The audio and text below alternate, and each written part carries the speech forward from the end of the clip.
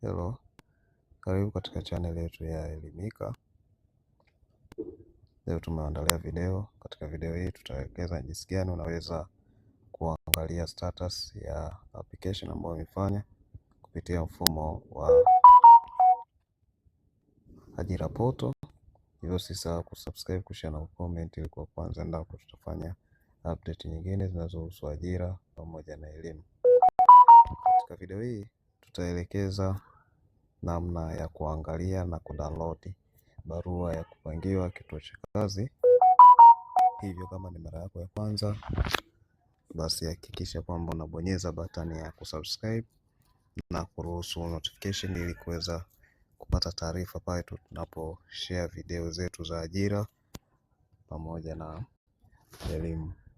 Sasa kwa yeye ambaye unataka kuangalia kama tayari umeshapangiwa kituo cha kazi, hatua ambayo unapaswa kuzifuata, utakwenda katika button ya my application, utagusa na then utasubiri load, na baada ya kuload itafunguka kama tunavyoona. Sasa hapa tunaona taarifa katika upande wa my application, tunaiona hiyo taarifa.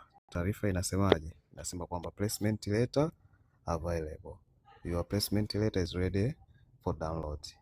Hapo tunaona imekolezwa green kusema download placement letter. Kwa hiyo sasa kama tayari umepangiwa kituo cha kazi, unaweza ukaona mabadiliko katika akaunti yako kama ambavyo tunaona hapo. Kwa hiyo haina haja sana ya kusubiri PDF, ila tunatakiwa uingie katika akaunti yako mara kwa mara kuweza kuangalia status ya maombi yako ambao, na hii inakuwa kwa wale ambao wameshiriki interview. Kwa hiyo kama uliishia written, basi hakutakuwa na mabadiliko haya, ila kwa yule ambaye amefanya oral interview ama usaili wa mahojiano, basi hakikisha anaingia mara kwa mara katika akaunti yake na kwenda katika kipengele cha my application ili kuweza kuangalia kama kuna barua ya kupangiwa kituo cha kazi. Sasa utagonga hapo kulipokolezwa rangi ya kijani ambapo kumeandikwa download placement letter.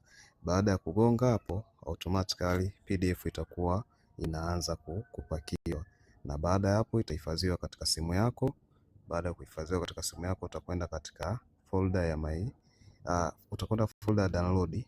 Baada ya kwenda katika folder download, basi utakuta PDF ya barua yako. Utaweza kuifungua na kusoma maelekezo ambayo umeelezwa, na baada ya hapo basi hakikisha kwamba unaweza kupanga safari ya kuweza kuripoti katika kituo ambacho umepangiwa. Kwa hiyo hakikisha kwamba unasoma maelekezo na unaripoti ndani ya muda ili kuweza kuepusha changamoto ya kuweza kutolewa katika ajira hizo ambazo umepangiwa, kwa sababu wanatoa muda wa wewe kuweza kuripoti, na ukichelewa ndani ya muda ina uwezekano mkubwa wa nafasi yako kapewa mtu mwingine.